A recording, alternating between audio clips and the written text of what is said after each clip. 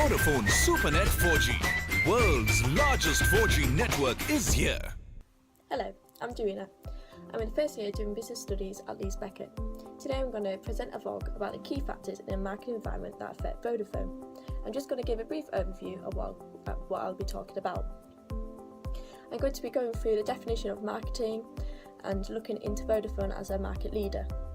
I'll be going through the micro and macro environments and how each of them, with an example, affect Vodafone. To begin with, a definition of marketing. Marketing is based around businesses focusing on customers' needs and satisfactions by promoting, selling and advertising to the customers. Vodafone is one of the world's leading mobile communication providers, which operates in 26 countries. Across the world, they have almost 445 million customers, and Vodafone market share varies from 22% to 50% across the countries it operates in.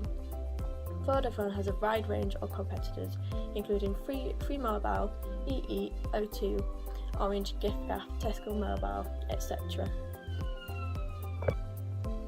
Vodafone's market environment, which it cannot control, is called the macro environment. These are factors external to the business. We can analyse Vodafone's macro environment by using a PES analysis, which highlights political, economical, social and technological factors. Starting with political factors. The main one for Vodafone is the EU roaming regulation, which aims to decrease charges for mobile phone usages abroad by 70%. This has actually affected Vodafone. For example, in 2002, Vodafone had to reduce its mobile rates by on average around 20%. There are numerous social factors that can affect Vodafone.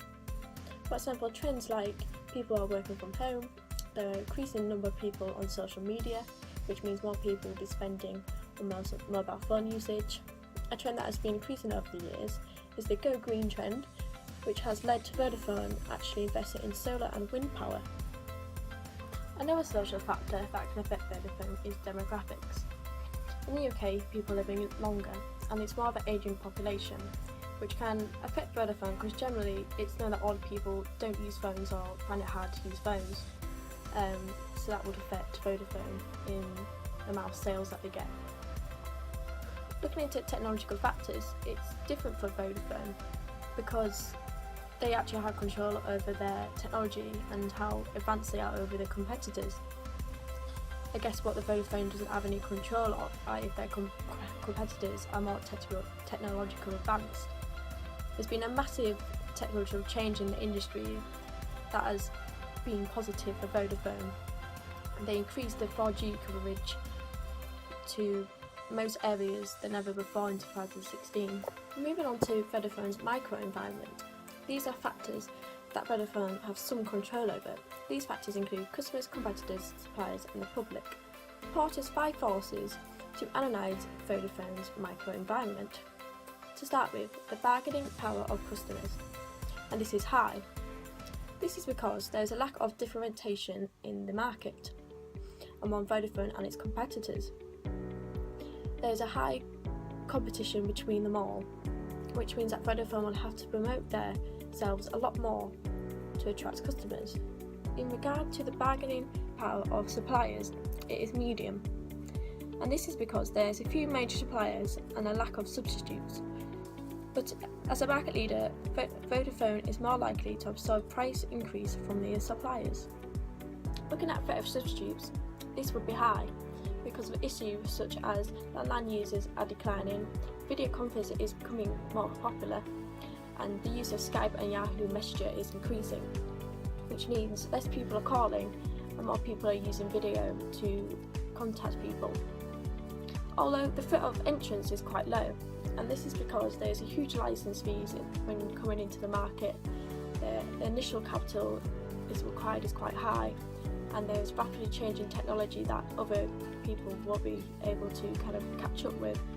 Lastly, the industry rivalry is high.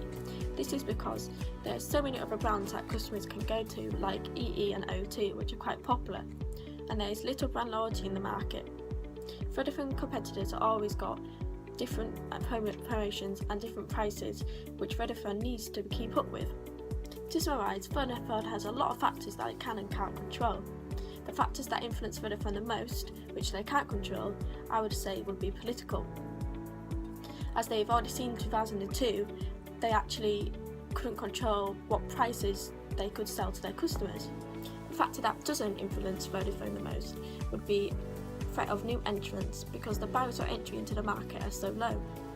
Overall, Vodafone is in a very strong position in its market and is usually ahead of the game in compared to its customers. So they are in a good position when they face their marketing environment. Thank you for listening.